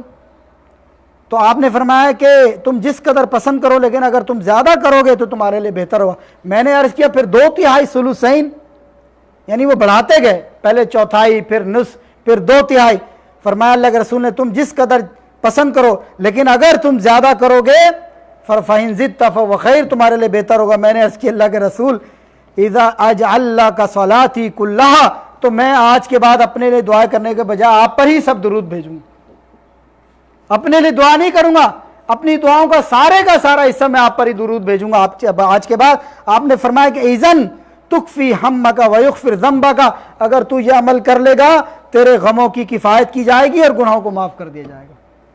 یعنی اللہ کے رسول پہ درود بھیج رہے، اپنے لیے کوئی دعا نہیں کر رہے، لیکن اس کے بدلے میں فضیلت، ثواب اور اجر کیا ہے؟ دنیا اور آخرت کی سارے غموں سے کفایت اور گناہوں کی بخشش. میرے بھائیو، جس بندے کے گناہوں کی بخشش ہو جائے اسے اور چاہیے کیا؟ اور اسے کیا چاہیے جس بندے کے گناہوں کی بخشش ہو جائے اور ایک درود کے سبب. اللہ اکبر. اس حدیث شریف سے یہ بات پتہ چلتی ہے کہ جو بندہ اپنے لیے دعا کرنے کے بجائے نبی کریم صلی اللہ علیہ وسلم پر درود پڑھتا ہے کثرت کے ساتھ، اللہ تعالیٰ اس کو 2 باتیں عنایت کرتا ہے. ایک، دنیا آخرت کے غموں سے نجات دے دیتا ہے، دوسرا اس کے گناہوں کو معاف کر دیتا ہے. اور ایک اور دوسری روایت میں ہے جس کو امام احمد نے بیان کیا ہے کہ ایک شخص نے کہا اللہ کے رسول کہ آپ اس بارے میں کیا ارشاد کرتے ہیں کہ میں اپنے لیے دعا کرنے کے بجائے آپ پر ہی درود پڑھتا رہوں؟ آپ نے فرمایا اذن یکفیک اللہ تبارک و تعالی ما اہمک من دنیا کا و آخرتی کا، فرمایا کہ پھر اللہ تعالیٰ دنیا آخرت کے تمام غموں سے تیری کفایت کر دے گا، دنیا آخرت کے تمام غموں سے تیری کفایت کر دے گا۔ اس سے مراد یہ ہے کہ امام طیبی نے اس کی شرح بیان کی، دنیا آخرت کی جو جو بات تمہارے لیے پریشانی کا باعث بن سکتی ہے اللہ تعالیٰ اس سے تمہاری کفایت کر دے گا، تمہاری حفاظت کر دے گا۔ اور یہ عظیم الشان اس لیے صلہ کہ اللہ کے رسول پر درود میں اللہ تعالیٰ کا ذکر ہے، نبی کریم صلی اللہ علیہ وسلم کی تعظیم ہے، توقیر ہے، آپ کے حق کو ادا کرنے کی غرض سے ذاتی مصلحت کو نظر انداز کرنے نہ، اپنے لیے دعا کرنے پر پیارے پیغمبر کے لیے دعا کو ترجیح کرنا شامل ہے۔ اس لیے یہ ساری قدر و منزلت میرے بھائیوں بندے کو حاصل ہوتی ہے۔ اللہ تعالیٰ سے دعا کہ اللہ تعالیٰ ہمیں بھی ان اعمال کے کرنے والے خوش نصیب لوگوں میں شامل فرما دے۔ میرے بھائیوں، اگلا جو عمل ہے کہ جس کی وجہ سے فرشتوں کی دعائیں حاصل ہوتی ہیں، بہت ہی عظیم عمل ہے۔ غیر حاضر مسلمان کے لیے دعا کرنے والا اور جس غیر حاضر مسلمان کے لیے دعا کی جائے، وہ دونوں افراد فرشتوں کی دعا کے مستحق ہیں۔ یعنی میں اگر یہاں بیٹھ کر اپنے کسی غائب جو بھائی یہاں پر موجود نہیں ہے، سامنے نہیں ہے، غائب ہے، دور ہے، کسی اور جگہ پر ہے، یہاں پہ موجود نہیں، اس کے لیے دعائیں کرتا ہوں، فرشتے اس کے لیے بھی دعا کرتے ہیں اور فرشتے دعائیں کرنے والے کے لیے بھی دعا کرتے ہیں۔ کیسے کرتے ہیں؟ آئیے ذرا۔ حضرت عبداللہ بن صفوان جو کہ صحابی رسول ابو دردہ کے داماد تھے، کہتے ہیں کہ شام کے علاقے میں آیا تو میں ان کے گھر حاضر ہوا، گھر میں موجود نہیں تھے، ام دردہ ان کی ساس سے ان سے ملاقات ہوئی، انہوں نے پوچھا کہ کیا اس سال تمہارا حج کا ارادہ؟ میں نے کہا جی۔ کہنے لگی اللہ تعالیٰ سے ہمارے لیے خیر کی دعا کرنا، کیونکہ بلا شبہ اللہ کے رسول فرمایا کرتے تھے دعوت المرء المسلم لاخیہ بظہر الغیب مستجابۃ عند رأسی ملک معکل کلما دعا لاخیہ بخیر قال الملک المعکل بھی آمین ولک بمثل۔ جب مومن مسلمان شخص دعا کرتا اپنے کسی غیر حاضر بھائی کے لیے تو اس کی دعا قبول کی جاتی۔ تو اس لیے تم جب حج میں جاؤ ہمارے لیے دعا کرنا، تم جو دعا ہمارے حق میں کرو گے وہ ہمارے حق میں قبول ہوگی۔ تو ایسے شخص کے پاس، اس کے سر کے پاس ایک فرشتہ مقرر ہو جاتا ہے، اور جب بھی وہ اپنے غائب بھائی کے لیے دعا کرتا ہے فرشتہ کہتا ہے کہ آمین، یا اللہ اس کی دعا کو قبول فرما، اور پھر فرشتہ کہتا ہے کہ وَلَكَ بِمِثْل، اے اللہ اس بندے کو بھی وہی عطا کر دے جو اس نے اپنے بھائی کے لیے، جو اس نے اپنے بھائی کے لیے دعا کی ہے، جو اس نے اپنے بھائی کے لیے دعا کی، اس کو بھی وہی عطا کر دے۔ وہ بھائی لوگوں نے تو اس کا لطیفہ بھی بنایا کہ ایک شخص دعا کر رہا ہے یا اللہ میرے فلاں دوست کو یا اللہ اس کی شادی کروا دے، خوبصورت نیک فلاں فلاں، اس کی بیوی ناراض ہونے لگی، وہ کہتا اللہ کی بندی میں تو اپنے دوست کے لیے دعا کر رہا ہوں۔ وہ کہتے ہیں کہ ہاں مجھے پتا ہے، یہ حدیث میں نے بھی سن رکھی ہے، جو بندہ اپنے کسی غائب بھائی کے لیے دعا کرتا ہے فرشتہ کہتا ہے اللہ تجھے بھی عطا کر دے۔ تو ایسے لوگ بھی ہیں۔ بہرحال مختصر یہ، وہ صفوان کہتے ہیں کہ میں بازار کی طرف نکلا تو وہاں پر میری ابو دردہ سے بھی ملاقات ہو گئی جو ان کے سسر تھے۔ تو ابو دردہ کہتے ہیں کہ انہوں نے بھی مجھے اللہ کے رسول کی یہ حدیث سنائی۔ تو میرے بھائیوں، اس حدیث کی روشنی میں دو قسم کے لوگ فرشتوں کی دعاؤں سے مستفید ہوتے ہیں۔ پہلی قسم کے وہ لوگ ہیں جن کی عدم موجودگی میں کوئی شخص مسلمان ان کے لیے دعا کرتا ہے، تو اس لیے اپنے غائب بھائیوں کے لیے دعا کیا کرو، جو آپ کے سامنے نہ ہوں، آپ کے دوست ہوں، احباب ہوں، رشتہ دار ہوں، احبہ اقربا، ان کے لیے کثرت سے دعا کیا کرو۔ خاص طور پہ جو اہل ایمان دنیا سے چلے گئے ان کی مغفرت کی دعا کیا کرو۔ مجھے یاد پڑتا ہے ایک موقع پر شیخ فیضی صاحب نے بیان کیا تھا کہ یہ دعا کثرت سے کیا کرو، اس میں چند سیکنڈ لگتے ہیں۔ اللہم اغفر للمؤمنین والمؤمنات، یا ربنا اغفر لی ولوالدی وللمؤمنین والمؤمنات، یا ربنا اغفر لی ولوالدی وللمؤمنین والمؤمنات۔ یہ چند سیکنڈ ان دعاؤں پہ لگتے ہیں، اور ان دعاؤں کے اندر قیامت تک آنے والے تمام اہل ایمان شامل ہو جاتے ہیں۔ یعنی میں دعا کرتا ہوں کہ یا اللہ تمام اہل ایمان مومن مرد اور مومن عورتوں کو بخشش مغفرت فرما دے، یا میں دعا کرتا ہوں یا اللہ مجھے معاف کر دے، میرے والدین کو معاف کر دے، تمام اہل ایمان کو معاف کر دے۔ شیخ محترم نے بیان کیا کہ قیامت تک آنے والا آخری مومن بھی اس دعا میں شامل ہو جاتا۔ جب آپ اتنے لوگوں کے لیے دعائیں کریں گے تو فرشتے آپ کے لیے کتنی دعائیں کریں گے۔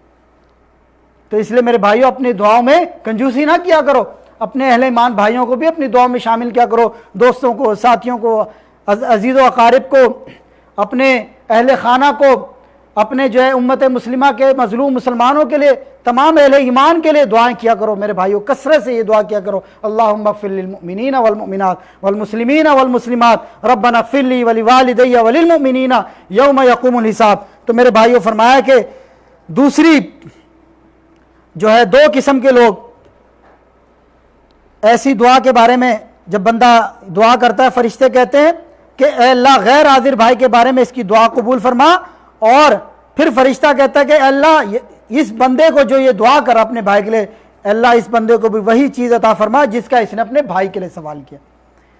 تو امام نووی بھی جو ہے وہ حدیث بیان کرتے ہیں، اور فرشتوں کی دعاؤں کے جو حصول کے خواہش مند نظرات ہیں وہ اپنے غیر حاضر بھائیوں کے لیے دعاؤں کو بہت ہی تمام، یعنی وہ لوگ جن کے دلوں میں یہ لالچ ہے کہ وہ فرشتوں کی دعائیں حاصل کریں، وہ اپنے غیر حاضر بھائیوں کے لیے کثرت سے دعا کیا کرتے تھے۔ قاضی ایاز بیان کرتے ہیں کہ سلف میں سے بعض حضرات جب اپنے لیے کسی دعا کا ارادہ کرتے تو وہی دعا اپنے غیر بھائی کے لیے کرنے لگتے، یعنی مجھے کوئی حاجت ہے، مجھے کوئی ضرورت ہے، تو بجائے اپنے لیے دعا کرنے کے اپنے غیر حاضر بھائی کے لیے دعا کرتے تاکہ اللہ تعالیٰ اس دعا کی برکت سے مجھے بھی وہی عطا کر دے۔ یہ بات سمجھ میں آ رہی ہے؟ یہ نقطہ قاضی ایاز کہتے ہیں کہ سلف اپنے لیے جب دعا کرنے کا ارادہ کرتے تو غیر حاضر بھائیوں کے لیے دعا کرنے لگتے، پھر اپنے لیے نہیں کرتے۔ ہمیں تو اپنی ذات کے علاوہ اور کوئی چیز نظر ہی نہیں آتی نا، پہلی بات تو ہم دعائیں کرتے نہیں، کریں گے تو اپنے لیے کریں گے۔ اپنی دعاؤں میں اپنے مسلمان بھائیوں کو شامل کیا کرو، کیونکہ دعا کرنے والے کے فرشتہ وہی دعا کرتا ہے۔ حافظ ذہبی نے ام دردہ کے حوالے سے ذکر کیا کہ حضرت ابو دردہ کے 360 دینی دوست تھے، اور وہ ان کے لیے نمازوں میں نام لے لے کر دعائیں کیا کرتے تھے۔ ایک مرتبہ ان کی زوجہ نے پوچھا اتنا آپ ہرجہ کرتے ہیں، 360 آپ کے دوست ہیں اور سب کے نام لے لے کر آپ دعائیں کرتے ہیں؟ تو وہ کہنے لگے اللہ کی بندی افلا ارغب ان تدعو لی الملائکہ، کیا میں اس بات کی خواہش اور رغبت نہ کروں کہ فرشتے بدلے میں میرے لیے دعا کریں؟ تو میرے بھائیو، عزیز دوستوں، ساتھیوں، محترم بزرگوں، بہرحال موضوع تھوڑا سا رہ گیا ہے، میں مختصر سا آپ کو ذکر کر کے اس موضوع کو سمیٹتا ہوں۔ اس کے بعد یعنی یہ بات پتہ چل گئی کہ جو بندہ بھی کسی غیر کے لیے دعا کرتا ہے، اللہ تعالیٰ نے ان کی قرآن میں بھی صفت بیان کی ہے، تو اللہ تعالیٰ اس کے لیے بھی اسی دعا کو فرشتوں کی بدولت قبول کرتا ہے۔ اسی طریقے سے راہ خیر میں خرچ کرنے والے کو بھی بہتر بدلہ ملنے کی فرشتے دعا کرتے ہیں۔ امام بخاری، امام مسلم نے روایت کیا کہ نبی کریم صلی اللہ علیہ وسلم نے ارشاد فرمایا کہ ما من یومن، کوئی دن ایسا نہیں کہ جس میں لوگ صبح کرتے ہیں، لوگ صبح اٹھتے ہیں، مگر دو فرشتے ملکان ینزلان، دو فرشتے اللہ تعالیٰ کی طرف سے نازل ہوتے ہیں۔ ہر صبح میں دو فرشتے نازل ہوتے ہیں، اور ان میں سے ایک کہتا ہے فیقول احدہما اللہم آت منفقا خلفا، اور دوسرا کہتا ہے ویقول الاخر اللہم آت ممسکا تلفا۔ فرمایا کہ یہ فرشتہ کہتا ہے یا اللہ خرچ کرنے والے کو اس کا بہترین بدلہ عطا فرما، اور دوسرا بد دعا کرتا ہے، کہتا ہے یا اللہ مال کو روکنے والے کے مال کو برباد کر دے۔ یعنی خرچ کرنے والے کے ہر صبح میں فرشتہ اللہ تعالیٰ کی طرف سے نازل ہو کے دعا کرتا ہے یا اللہ جو خرچ کر رہا ہے تیرے راستے میں اس کو بدلا اور بہترین بدلا عطا فرما، اور جو بندہ بخیلی کرتا اللہ کے راستے میں مال کو روکتا ایک اور فرشتہ نازل ہوتا ہے اور ہر روز اس کے لیے بد دعا کرتا یا اللہ اس مال کے روکنے والے کو تباہ کر دے۔ تو میرے بھائیوں، علامہ عینی شرح حدیث میں بیان کرتے ہیں کہ فرشتے کی ایک دعا کا مقصد یہ بھی ہے کہ خرچ کرنے کے سے جو مال تمہارے سے ہاتھ سے نکل چکا اللہ تعالیٰ اس کا عوض تمہیں بہترین عطا فرما دے۔ اور حافظ ابن حجر ملا علی قاری شرح حدیث میں لکھتے ہیں جو خلفن کا لفظ ہے حدیث میں، اس سے مراد عظیم بدلہ ہے۔ اور امام ابن حجر اس حدیث کی شرح بیان کرتے ہوئے کہتے ہیں کہ فرشتے کی دعا میں خرچ کیے ہوئے مال کے بدل کا تعین نہیں ہے۔ فرشتہ کہتا ہے یا اللہ اس کو بدل عطا فرما، تعین نہیں ہے کتنا مال۔ اس کی حکمت یہ کہ بدل میں مال، ثواب، اجر، دنیا آخرت کی ساری بھلائیاں شامل ہو جائیں۔ راہ خیر میں خرچ کرنے والے کتنے لوگ اللہ کے راستے میں خرچ کرنے والے دوبارہ ان کو مالی بدلہ نہیں ملتا، پہلے فوت ہو گئے تو آخرت میں ان کا تیار کرتا ثواب اور اجر، ان کا جو صلہ ہے وہ آخرت میں اجر کی اور ثواب کی صورت میں ان کو حاصل ہوتا ہے، یا خرچ کرنے کے عوض دنیا میں کسی مصیبت سے اور آخرت میں بھی پریشانی سے اللہ تعالیٰ ان کو بچانے کی صورت میں ان کو عطا کرتا ہے۔ تو میرے بھائیوں، یہ فرمایا حدیث میں، ایک اور حدیث میں ہر روز طلوع آفتاب کے وقت میں دو فرشتے بھیجے جاتے ہیں اور غروب آفتاب کے وقت میں بھی، اور جب وہ پکار کر کہتے ہیں جنوں انس کے علاوہ ساری کائنات ان کی باتوں کو سنتی ہے، وہ کیا کہتے ہیں کہ یا اللہ کفایت کرنے والا تھوڑا مال غافل کرنے والے زیادہ مال سے بہتر ہے، اور اے اللہ خرچ کرنے والے کو بدل عطا فرما اور روکنے والے کو تباہی دے۔ تو میرے بھائیو، یہ کتنی زبردست دعا ہے، خرچ کرنے والے کے لیے فرشتے کی بدل کی دعا اور روکنے والے کے لیے تباہی کی بد دعا۔ اسی طریقے سے جو سحری کرنے والے لوگ ہیں، آگے رمضان شریف آ رہا ہے، سحری کرنے والے لوگوں پر بھی فرشتوں کی دعائیں حاصل ہوتی ہیں۔ نبی کریم صلی اللہ علیہ وسلم کا ارشاد ہے کہ سحری کا کھانا برکت ہے، اس کو چھوڑا نہیں کرو، خواہ تم میں سے کوئی پانی کا ایک گھونٹ پی لے، کیونکہ اللہ اور اس کے فرشتے سحری کرنے والوں پر درود بھیجتے ہیں۔ تو تو سحری کرنا یہ بھی بڑی عظیمت کی بات ہے، چاہے ایک گھونٹ بھی پی لیں لیکن سحری ضرور کریں، اور جو لوگ سحری کرتے ہیں فرشتوں کی دعائیں ان کو حاصل ہوتی ہیں۔ اسی طریقے سے روزے دار کے سامنے کھایا پیا جائے اور وہ اس پر صبر کرے، ایسے شخص کے لیے فرشتوں کی دعائیں ایک مجلس میں۔ لیکن یہ نفلی روزوں کے بارے میں، کیونکہ فرضی تو سب لوگوں نے رکھے ہوتے ہیں، نفلی روزہ کسی نے رکھا کسی نے نہیں رکھا۔ ایک موقع پر اللہ کے رسول جمع ہوئے کسی صحابی کے پاس، تو اس نے کھجوریں پیش کی، سب لوگوں نے کھایا، ایک شخص نے نہیں کھایا۔ آپ نے فرمایا کہ تم نے کیوں نہیں کھایا؟ اس نے کہا انی صائم، میں روزے دار ہوں۔ تو اللہ کے رسول صلی اللہ علیہ وسلم نے ارشاد فرمایا کہ کوئی روزے دار ایسا نہیں کہ روزے کے سبب لوگ اس کے سامنے کھائیں، لیکن فرشتے اس وقت تک اس پر درود بھیجتے رہتے ہیں جب تک وہ کھانے والے وہاں سے نہ اٹھ جائیں۔ اور فرمایا کہ یعنی فرشتے اس پر ان کھانے والوں کے کھانے سے فراغت تک درود بھیجتے رہتے ہیں۔ تو میرے بھائیو، یہ ثواب کس لیے؟ کھانے کے میسر آنے کے باوجود بھوک پر صبر کرنے والے کے سبب فرشتے اس کے لیے استغفار کرتے ہیں، جبکہ دل کھانے کی طرف مائل ہے اور روزے کو برداشت کرنے میں صعوبت ہے۔ نفلی روزہ رکھا ہے، لوگ کھا پی رہے ہیں لیکن وہ برداشت کر رہا ہے، اس برداشت کا اجر اللہ تعالیٰ یہ دیتے ہیں کہ فرشتے ان کے لیے دعائیں کرتے ہیں۔ اسی طریقے سے مریض کی عیادت کرنے والے پر بھی فرشتوں کا درود ہے۔ میرے بھائیو، مریض کی عیادت، نبی کریم صلی اللہ علیہ وسلم کی حدیث ہے کہ جب کوئی مسلمان دن کی کسی گھڑی میں اپنے مسلمان بھائی کی عیادت کرے، اللہ تعالیٰ 70,000 فرشتے بھیج دیتے ہیں۔ کتنے فرشتے؟ 70,000 فرشتے۔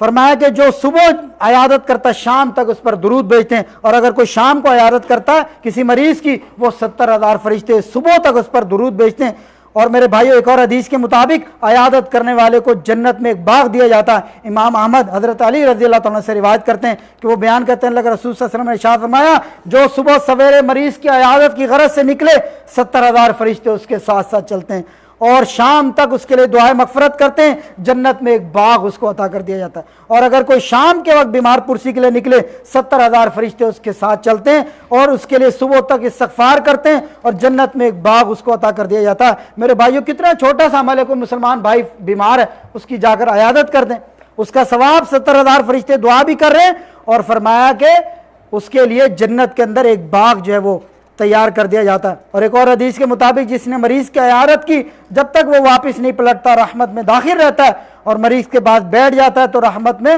غوطہ زن ہو جاتا ہے۔ تو میرے بھائیوں، اسی طریقے سے اللہ تعالیٰ بندے کو کہے گا ابن آدم قیامت کے دن میں بیمار ہوا، تو نے میری عیادت نہیں کی۔ بندہ کہے گا یا اللہ تو رب العالمین ہے، میں تیری عیادت کیسے کرتا؟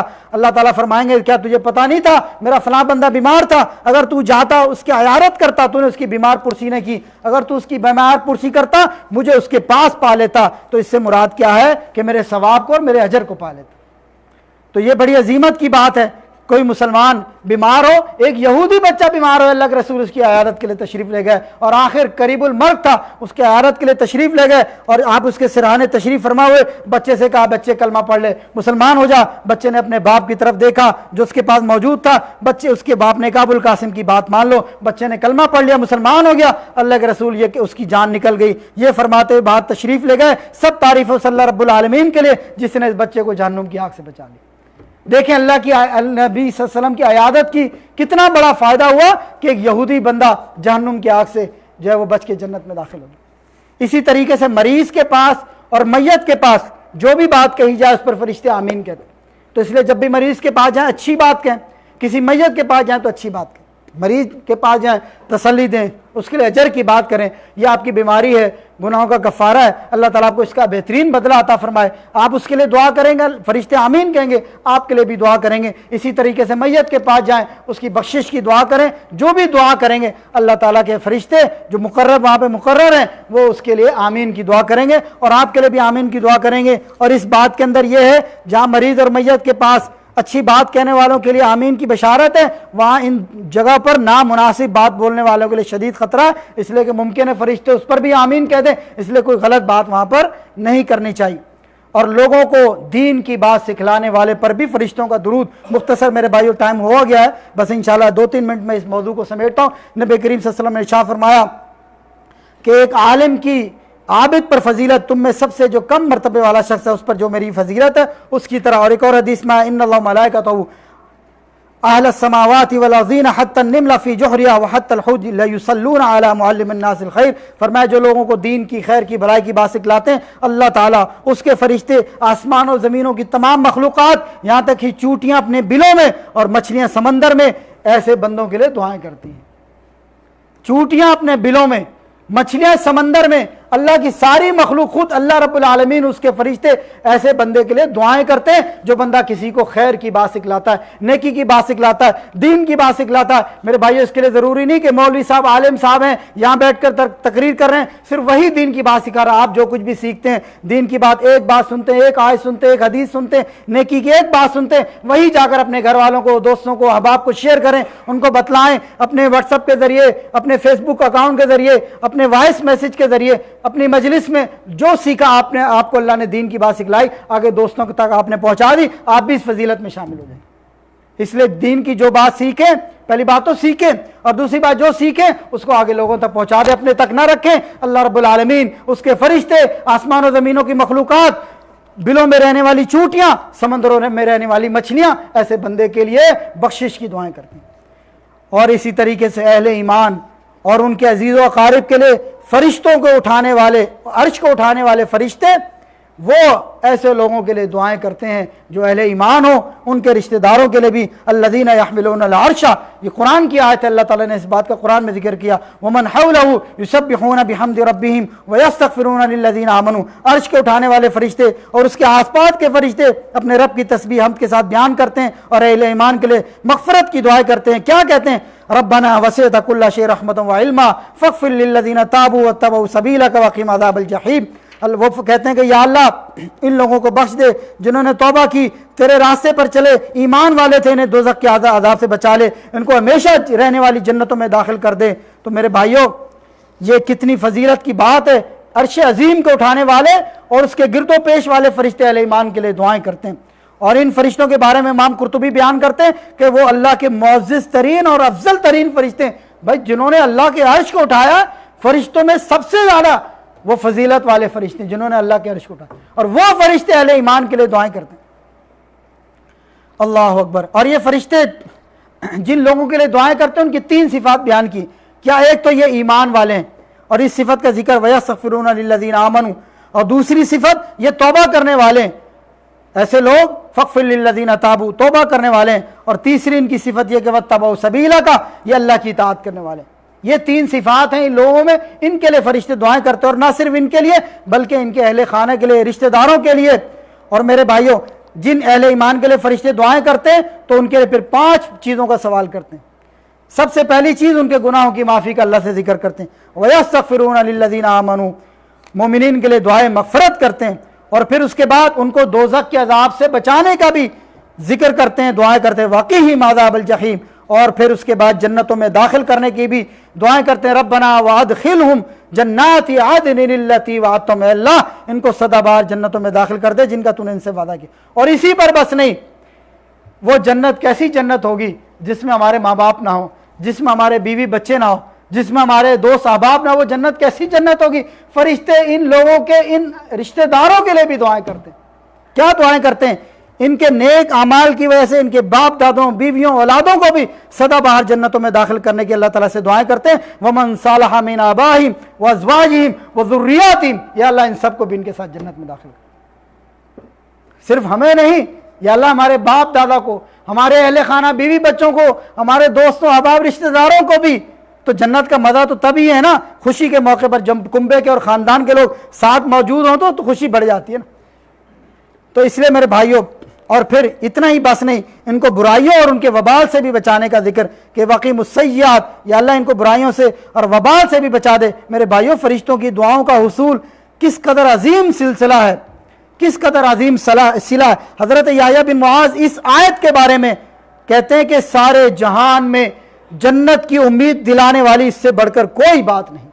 یہ جو آیت جب اس کے اوپر پہنچے، کہنے لگے سارے جہان میں جنت کی امید دلانے والی اس سے بڑھ کر کوئی بات نہیں۔ اگر ایک فرشتہ بھی اہل ایمان کے اللہ تعالیٰ سے دعا کر دے تو اللہ سب کو معاف کر دے، اور جب تمام فرشتے اور عرش کے اٹھانے والے فرشتے مومنوں کے لیے استغفار کریں تو کیا اللہ تعالیٰ معاف نہیں کرے گا؟ قاضی بن عطیہ کہتے ہیں کہ مجھے یہ خبر ملی کہ ایک شخص نے کسی نیک آدمی سے کہا کہ میرے لیے دعا کیجئے، استغفار کیجئے، تو اس نیک آدمی نے کہا توبہ کرو، اللہ کی راہ کی پیروی کرو، تمہارے لیے وہ ہستیاں، وہ مخلوقات دعائیں کریں گی جو مجھ سے بہتر رہیں گی۔ اور پھر اس آیت کی تلاوت کی، اس آیت کی تلاوت کی، اور حضرت مطرف بن شخیر کہتے ہیں میں اس نتیجے پر پہنچوں کہ مخلوق میں سے بندوں کے لیے، انسانوں کے لیے سب سے مخلص فرشتے ہیں، اور مخلوق میں سے بندوں کے لیے سب سے زیادہ دغا بازی دھوکہ کرنے والا شیطان۔ یعنی ہمارے لیے سب سے مخلص کون ہے؟ فرشتے، اور ہمارے لیے سب سے دھوکہ کرنے والا کون ہے؟ وہ شیطان ہے۔ آخری بات کر کے اپنی بات ختم کرتا ہوں کہ ہمارے اس موضوع میں کہ کون لوگ فرشتوں کا درود پانے والے، اس میں ہم نے سب سے آخر میں جو موضوع کے اندر رکھا ہے سید الاولین والآخرین پیارے پیغمبر محمد الرسول اللہ صلی اللہ علیہ وسلم پر فرشتوں کا درود۔ فرشتوں کے درود پانے والوں میں سب سے بلند و بالا، عظیم، جلیل القدر، افضل و اعلیٰ، اکمل ہمارے پیارے پیغمبر نبی کریم محمد الرسول اللہ صلی اللہ علیہ وسلم ہے، اور اس کی دلیل قرآن کی آیت ہے ان اللہ وملائکتہ یصلون علی النبی یا ایھا الذین آمنوا صلوا علیہ وسلموا تسلیما۔ یقیناً اللہ تعالیٰ اور اس کے فرشتے نبی کریم صلی اللہ علیہ وسلم پر درود بھیجتے ہیں۔ ایمان والو تم بھی ان پر درود بھیجو اور اچھی طرح سلام بھی بھیجتے رہا کرو۔ حافظ ابن کثیر اس آیت کی تفسیر میں بیان کرتے ہیں، حافظ ابن کثیر اپنی کتاب کے اندر، اس آیت سے مقصود یہ ہے کہ اللہ تعالیٰ اپنے بندوں کو ملأ الاعلیٰ میں جو اس کے مقرب بندے ہیں ان کو اور خود بھی نبی کریم صلی اللہ علیہ وسلم کی اپنی شان اور عظمت کے مطابق بتلاتے ہیں کہ وہ مقرب فرشتوں کے روبرو ان پر درود بھیجتے ہیں، اور پھر اللہ تعالیٰ نے عالم دنیا کے لوگوں کو بھی ان پر درود و سلام بھیجنے کا حکم دیا۔ یعنی اللہ تعالیٰ اس آیت میں بندوں کو بتا رہا ہے کہ دیکھو میں اور میرے پاس جو مخلوق ہے ہم سب اللہ کے رسول پر درود بھیجتے ہیں، اے اہل دنیا تم بھی اللہ کے رسول صلی اللہ علیہ وسلم پر درود بھیجا کرو۔ تو اس سے اللہ کے رسول صلی اللہ علیہ وسلم کی جو ہے وہ یعنی شان اور ان کی عظمت اور ان کی فضیلت جو ہے وہ ظاہر ہوتی ہے کہ دنیا کے اندر جو ہے وہ یعنی اللہ کے رسول صلی اللہ علیہ وسلم پر، اور پھر یہ جو صیغہ استعمال ہوا اس سے مراد ہے کہ مسلسل یصلون علی النبی، درود بھیجتے ہی رہتے ہیں، مسلسل اللہ کے رسول صلی اللہ علیہ وسلم پر فرشتوں کی طرف سے اللہ تعالیٰ کی طرف سے درود بھیجا جاتا ہے۔ میرے بھائیو اللہ تعالیٰ ہمیں بھی یہ توفیق دے کہ پیارے پیغمبر علیہ الصلوۃ والسلام پر کثرت کے ساتھ درود بھیجیں۔ وقت تھوڑا سا زیادہ ہو گیا، اس کی معذرت چاہیں گے، لیکن موضوع کو ختم کرنا بھی مقصود تھا، اس لیے کہ دوسرا ہمارا درس تھا، اس موضوع کو سمیٹنا ضروری تھا۔ اللہ تعالیٰ سے دعا ہے کہ جو کچھ کہا سنا گیا اللہ تعالیٰ اس پر عمل پیرانے کی توفیق عطا فرمائے۔ انشاءاللہ پھر اللہ تعالیٰ نے موقع دیا تو اگلے درس کے اندر ان لوگوں کا بیان کیا جائے گا جن کے لیے فرشتے بد دعا کرتے ہیں، جن پر لعنت بھیجتے ہیں اور جو ہے ان کے لیے محرومی کی دعائیں کرتے ہیں۔ تو اللہ تعالیٰ سے دعا ہے کہ اللہ تعالیٰ ہمیں دین کی باتیں سمجھنے اور اس پر عمل پیرانے کی توفیق عطا فرمائے۔ وآخر دعوانا الحمدللہ رب العالمین۔ ساتھیوں سے گزارش ہے کھانے کا اہتمام ہے، ضرور کھانا کھا کے جائیے گا۔ ہفتے کے دوران بھی ہمارے بیان ہوتے ہیں، جن کے پاس وقت ان میں بھی تشریف لایا کریں، اور جمعے کے درس میں خصوصی طور پر آیا کریں۔ جی جی جی بالکل بالکل۔ آپ نے کہا کہ درود و سلام پڑھتے ہیں فرشتے کیا درود و سلام پڑھتے ہیں اللہ کے؟ جی میں نے شروع میں جب یہ درس شروع کیا تھا اس وقت بتایا تھا کہ اللہ اور فرشتے درود اور سلام، تو جو اللہ تعالیٰ کا جو درود ہے وہ اللہ کی طرف سے رحمت کا نزول ہے، اور جو فرشتوں کا درود ہے اس میں محدثین نے اس بات کو واضح کیا، میں نے ساتھیوں کو بیان کیا تھا کہ فرشتوں کا درود کا مطلب یہ ہے فرشتے اللہ تعالیٰ سے اس بندے کے لیے بخشش کی اور مغفرت کی دعائیں کرتے ہیں، یہ ہے درود و سلام کا مطلب۔ دوسرا سوال یہ ہے کہ نمازی کے کتنا آگے سے گزرنا جائے گا کتنے فاصلے سے؟ نمازی کے کم سے کم 3 صف کے بعد گزرنا چاہیے، اگر تو اس کے آگے سترا ہے تو پھر آپ تو اس کے آگے سے بلا تکلف گزر سکتے ہیں۔ سترا کوئی چیز رکاوٹ ہے سامنے رکھی ہوئی پھر تو گزر سکتے ہیں، لیکن علماء کرام بیان کرتے ہیں اگر سترا نہیں ہے تو کم سے کم 3 صفوں کے بعد سے گزرنا چاہیے، 3 صفوں کا اور اس نمازی کا فاصلہ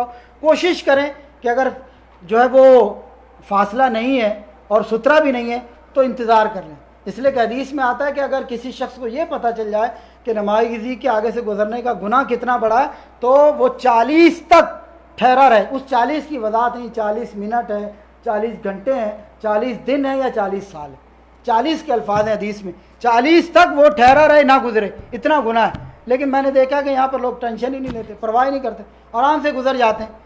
تو اس بات کا اہتمام کرنا چاہیے، تھوڑی دیر کا صبر کر لینا اس گناہ عظیم سے انسان بچ سکتا ہے کہ جس کے بارے میں فرمایا کہ اگر پتہ چل جائے کتنا گناہ ہے تو 40 تک رکا رہے۔ ایک اور سوال کرتا ہوں، نے کہا کہ جو بندہ بیمار ہے اس کے لیے تیمارداری کرنی چاہیے، وہ بندہ اس کا حق کھا گیا ہے، اس کے پیسے کھا گیا ہے، آپ جا کے اس کی دعا کریں گے، اپنے پیسے مانگے، بولتا میرے پیسے نہیں ہیں، جب وہ بندہ مر گیا آپ اس کے لیے دعا کریں گے؟ یہ تو پیسے کھانے والے کو اس کے لیے بد دعا کریں گے، بغیر جس طرح جہنم حاصل کرے، آپ اسے پیسے مانگ اس کے لیے مانگتے رہے، اسے نہیں دیے پیسے۔ پیسے کھانے والے کو تو خود یہ ہونا چاہیے کہ اللہ تعالیٰ اپنے حق کو معاف کر دیتا ہے، اللہ تعالیٰ اپنے حق کو معاف کر دیتا ہے لیکن اللہ بندوں کے حقوق کو معاف نہیں کرتا۔ قیامت کا دن ہوگا جو اس بندے کے پاس نیکیوں کے ڈھیر ہوں گے، فرمایا کہ میری امت کا مفلس کون ہے؟ صحابہ نے کہا جسے وہ پیسہ نہیں، آپ نے فرمایا نہیں، میری امت کا مفلس ہوا ہے، قیامت کے دن آئے گا، نیکیوں کے ڈھیر ہوں گے لیکن ساتھ ساتھ لوگوں کے حقوق بھی ہوں گے. کسی کا مال کھایا ہوگا، کسی کے اوپر ظلم کیا ہوگا، کسی کی زمین چھینی ہوگی، کسی کو گالی دی ہوگی، کسی کو مارا ہوگا، وہ حقوق والے بھی آ جائیں گے. اب فیصلہ کیسے ہوگا؟ کیا دنیا میں تو اس نے اپنا فیصلہ کلیئر نہیں کیا، پیسے کا بدلہ پیسے نہیں دیا، زمین کا بدلہ زمین نہیں دی. قیامت کے دن اللہ فیصلہ فرمائیں گے، اس کی نیکیاں اٹھا کے ان لوگوں میں تقسیم کی جائیں گی، ان لوگوں میں. اسی لیے کہا نا کہ بیمار کے پاس اور میت کے پاس اچھی بات کرو، اگر بری بات کہو گے تو اس پہ بھی فرشتے آمین کہیں گے. ہم اس کے لیے دعا تو نہیں کریں گے؟ کیا ہم اس کے لیے دعا کریں گے؟ میں یہی تو کہہ رہا ہوں کہ اس شخص کو اس انجام سے ڈرنا چاہیے جو لوگوں کے حق کھاتا ہے، کہ اگر لوگ میرے لیے بددعا کریں گے، میرے پاس آ کر بجائے میرے لیے رحمت کی دعا کرنے کے، میرے مرض میں، میری میت میں مجھ پر دعا کرنے کے بجائے اگر میرے لیے بددعا کریں گے تو میرا ٹھکانہ کہاں ہوگا؟ یہ چند پیسے، چند روز کی زندگی، چند چیزوں کا فائدہ، آخرت کا ہمیشہ کا خسارہ. یہ تو اللہ کا خوف اس بندے کو جو اپنے اندر ڈالنا چاہیے. اس لیے کہ ظاہر ہے جس کا دل دکھا ہوا اس کے بارے میں ہم کیا کہہ سکتے ہیں کہ وہ اچھی بات کرے گا یا اس کے لیے بددعا کرے گا؟ اس کے لیے بددعا کرنی جائز ہے؟ ہاں، آپ کا سوال کیا ہے؟ میرا سوال یہ ہے کہ بندہ پیسے کھا کے مر گیا، آپ اسے مانگتے رہے پیسے کے میرے بھائی یہ آپ کا حق ہے، ہم یہ نہیں کہہ سکتے، یہ آپ کا حق ہے. وہ دینے کے قابل تھا، اس نے نہیں دیا. دیکھیں ایک چیز ہے مرنے والے کو برا بھلا کہنا، اس میں حدیث میں منع کیا گیا. مرنے والے کو برا بھلا نہ کہو، وہ اس چیز کو پہنچ گیا جو اس نے عمل کیا، ٹھیک ہے؟ مرنے والے کو برا بھلا نہ کہو. باقی یہ ہے کہ آپ کسی کے لیے بددعا کرتے ہیں، اگر وہ آپ کا مال کھا گیا ہے تو یہ آپ کا حق ہے، معاف کر دیں تو یہ بھی آپ کا حق ہے، نہ معاف کریں تو یہ بھی آپ کا حق ہے. اس لیے بددعا کر سکتے ہیں ہم.